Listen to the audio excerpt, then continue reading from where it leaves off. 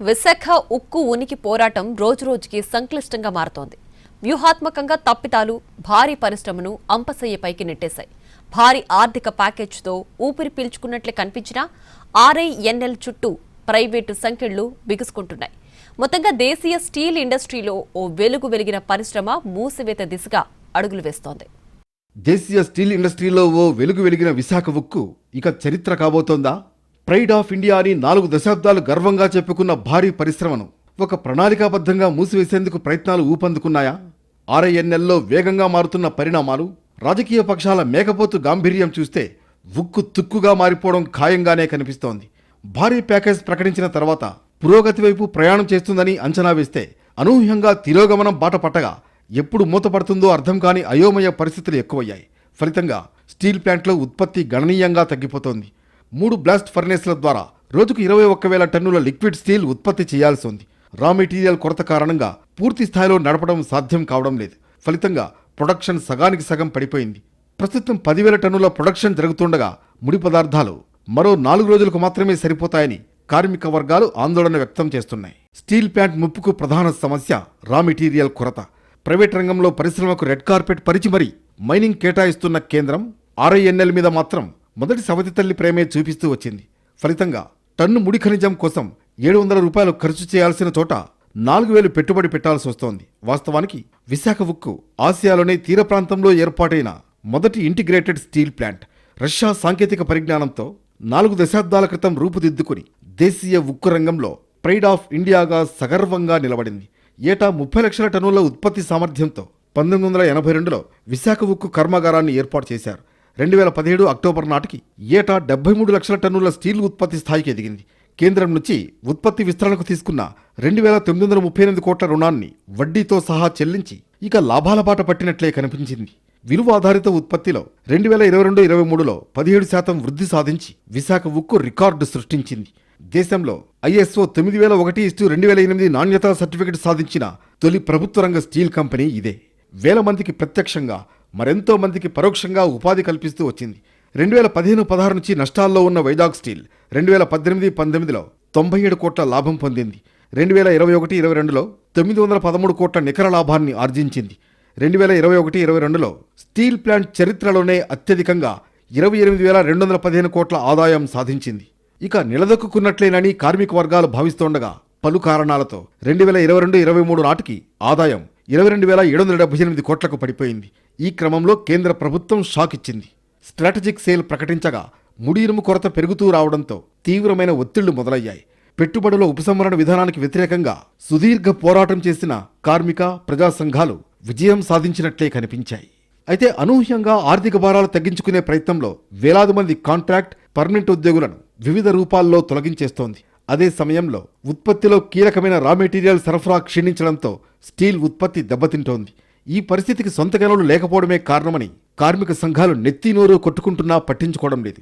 Vizag steel ప్లాంట్లో 100% వాటా కలిగిన కేంద్రం ముడి ఇనుమును మార్కెట్ ధర కంటే చౌకగా సరఫరా జరిగేలా ఏర్పాట్లకు అవకాశం ఉంది. బయలదిల్లా ఎన్ఎండిసి, ఒడిశాలో ఐరన్ ఓర్, కోల్ మైన్స్ ఉన్నాయి. వాటి నుంచి రా మెటీరియల్ సరఫరా చేయగలిగితే స్టీల్ ప్లాంట్ మీద ఆర్థిక భారం దాదాపు తగ్గిపోతుంది.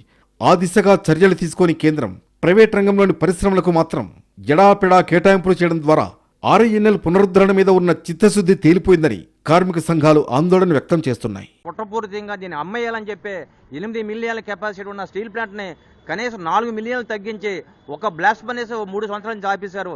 ఉన్న 2 బ్లాస్ట్ ఫర్నేస్లు కూడా పూర్తిగా రా మెటీరియల్ ఇవ్వకుండా, ఐరన్ ఓర్ ఇవ్వకుండా, కోకింగ్ కోల్ ఇవ్వకుండా, వర్కింగ్ క్యాపిటల్ ఇవ్వకుండా దీన్ని కూడా ఆపేసి ప్రొడక్షన్ తగ్గించి నష్టాలు పాలు చేసి అమ్మాలని చెప్పి కుట్రపూరితంగా చేస్తున్నారు. ఎందుకంటే ఇలాంటి స్టీల్ ప్లాంట్ దేశంలో ఎక్కడా లేదు. 20,000 ఎకరాల ల్యాండ్ బ్యాంకు, పక్కన 2 పోర్ట్లు, పక్కన ఎయిర్పోర్టు, పక్కన రైల్వే కనెక్టింగ్, 2 రిజర్వాయర్లు, 2 పవర్ ప్లాంట్లు, ఇంత ఇన్ఫ్రాస్ట్రక్చర్ ఉన్న స్టీల్ ప్లాంట్ ఎక్కడ లేదు. కాబట్టి దీని మీద ప్రైవేట్ వ్యక్తులు, కార్పొరేట్ సంస్థలకి, జిందాల్ కానీ, పోస్కో కానీ, మిట్టల్ కానీ, ఆదాని కానీ దీని మీద కన్నేశారు. వాళ్ళ ప్రెజర్ని వాళ్ళ ఒత్తిడి వల్ల ఈ రోజు కేంద్ర ప్రభుత్వం దీన్ని ఏదో కుట్రపూరితంగా అమ్మాలని చెప్పి ఒకవైపు ఈఓఐల మంట, మరోవైపు రా మెటీరియల్ కొరత కలగలిపి విశాఖ ఉక్కును ఉక్కిరి బిక్కిరి చేసేస్తున్నాయి. ప్రైవేటీకరణ కత్తివేటు ఖాయమని దశల వారీగా జరుగుతున్న పరిణామాలు స్పష్టం చేస్తున్నాయి. కానీ శాశ్వతంగా మూసివేసేందుకు కుట్ర జరుగుతోందనే అభిప్రాయం బలపడడం ఆందోళన కలిగిస్తోంది. విశాఖ ఉక్కు పరిరక్షణ బాధ్యతను కేంద్ర రాష్ట్ర ప్రభుత్వాలు ప్రకటించాయి. ఆర్థిక నష్టాల నుంచి గట్టెక్కించేందుకు 11,400 కోట్ల భారీ రుణం సమకూర్చింది కేంద్రం. అదే సమయంలో వ్యూహాత్మక వైఖరిని ప్రదర్శిస్తోంది. స్ట్రాటజిక్ సేల్ స్థానంలో ప్రైవేటీకరణ దిశగా అడుగులు వేయడం మొదలుపెట్టింది. మొదట్లో 2 విభాగాలను కట్టబెట్టిన తరుణంలో వచ్చిన సానుకూలతను ఆసరాగా చేసుకుని ఇప్పుడు ఏకంగా 42 విభాగాలకు ఎసరు పెట్టేసింది. ప్రస్తుతం సగానికి పడిపోయిన ఉత్పత్తిని కొనసాగించడానికి ఆన్ అండ్ ఆఫ్ విధానంలో ప్లాంట్ రన్ చేస్తోంది. 100% ఉత్పత్తి సామర్థ్యం లక్ష్యంగా ప్రకటించుకుంటే భారీ వర్షాలు, ప్రతికూల వాతావరణం కారణంగా రా మెటీరియల్ను సమకూర్చుకోవడం సమస్యగా మారింది. పైగా నిపుణులైన సిబ్బంది స్థానంలో జార్ఖండ్, బీహార్ రాష్ట్రాల నుంచి కాంట్రాక్ట్ సిబ్బందిని ప్లాంట్లో మోహరించారు. అనుభవం లేని కారణంగా వివిధ విభాగాల పనితీరు దెబ్బతిందని కార్మిక వర్గాలు ఆవేదన వ్యక్తం చేస్తున్నాయి.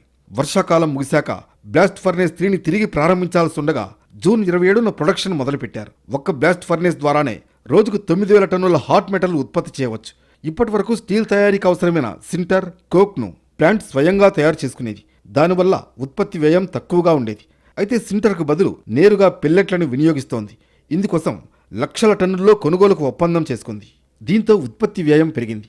అదేవిధంగా కోక్ తయారీకి కోక్ ఓవెన్లు ఉండగా బయట నుంచి కొనడం ప్రారంభించింది. ఇది కూడా అదనపు భారంగా మారింది. ప్లాంట్కు అవసరమైన ముడి పదార్థాలను నిల్వ చేసి అక్కడి నుంచి వివిధ విభాగాలకు కన్వేయర్ల ద్వారా సరఫరా చేసేందుకు రా మెటీరియల్ హ్యాండ్లింగ్ ప్లాంట్ ఉంది. ఈ కన్వేయర్లను ఎప్పటికప్పుడు శుభ్రం చేయాలి. ఇటీవల కురుస్తున్న వర్షాలతో కన్వేయర్లు మొరాయించాయి. మరోవైపు ముడి పదార్థాల సరఫరా తగ్గిపోవడంతో ఉత్పత్తి పడిపోతూ వచ్చింది. విశాఖపట్నం స్టీల్ ప్లాంటు తీవ్ర ప్రమాదంలో పడింది. 44 ముక్కలుగా స్టీల్ ప్లాంట్ని చేసింది కేంద్ర ప్రభుత్వం. ఇప్పుడు ఈ 44 ముక్కలుగా చేసిన విభాగాలన్నిటినీ ప్రైవేట్ కాంట్రాక్టర్లకే అప్పచెప్పడానికి టెండర్లు కూడా ఆహ్వానించింది. దీన్ని మేము తీవ్రంగా ఖండిస్తున్నాం. రా మెటీరియల్ అందించాల్సినటువంటి కీలకమైనటువంటి డిపార్ట్మెంటు తీవ్రమైనటువంటి సమస్యల్లో చిక్కుకోవటం వలన ఈరోజు BF3 కూడా పనిచేయడానికి రేపో మాపో అది కూడా ఉత్పత్తి బాగా తగ్గిపోవాల్సినటువంటి పరిస్థితి ఏర్పడింది. ఇదిలా ఉంటే విశాఖ స్టీల్ ప్లాంట్ చుట్టూ మళ్లీ రచ్చ మొదలైంది. అప్పుడు మీరంటే ఇప్పుడు మీరని అధికార విపక్షాలు దుమ్మెత్తి పోసుకుంటున్నాయి.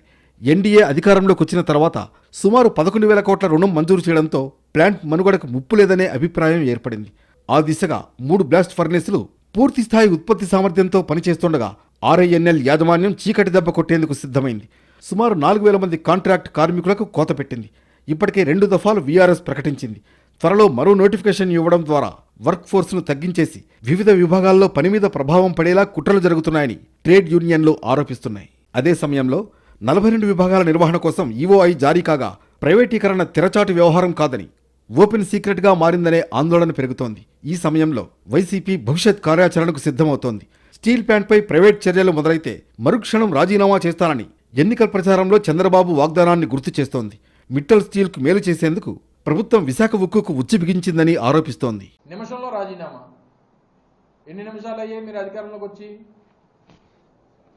మీరు ముఖ్యమంత్రి అయ్యి ఎన్ని నిమిషాలు అయింది? ఎన్నిసార్లు రాజీనామా చేయాలి మీరు కానీ మీ ఉప ముఖ్యమంత్రి గారు కానీ? మెంటల్ ప్లాంట్ ఏదైతే నక్కపల్లిలో వస్తుందో దాంతో ఏమైనా ఒప్పందం చేసుకున్నారా? దీన్ని మొత్తం మూసేస్తాము, ఇంకా మీకు ఇబ్బంది లేకుండా చేసుకుంటామని చెప్పి? లేదు, ఎందుకంటే చంద్రబాబు నాయుడు గారికి సహజంగా అలవాటు కదా, ప్రభుత్వ రంగ సంస్థల్ని అది పూర్తిగా క్లోజ్ చేసేయడం, వాటిని నిర్వీర్యం చేసేయడం అనేటువంటి చంద్రబాబు నాయుడు గారి మోడస్ ఆపరాండి. యాజమాన్యం వైఖరితో అధికార పార్టీ ఇరకాటంలో పడింది. ఇటీవల టీడీపీ ఎంపీలు కేంద్ర మంత్రి కుమారస్వామితో భేటీ అయ్యారు. విశాఖ ఉక్కు పునరుద్ధరణపై వినతులిచ్చినట్లు ప్రకటించారు. కానీ ఆ ప్రయత్నం మిట్టల్ స్టీల్ పైప్లైన్ కోసమని బయట ప్రచారం సాగింది. దీంతో కార్మిక సంఘాలు ఆందోళనలు నిర్వహించాయి. సెగ గట్టిగా తగలడంతో ప్రభుత్వ పెద్దలు కౌంటర్ అటాక్ మొదలుపెట్టారు.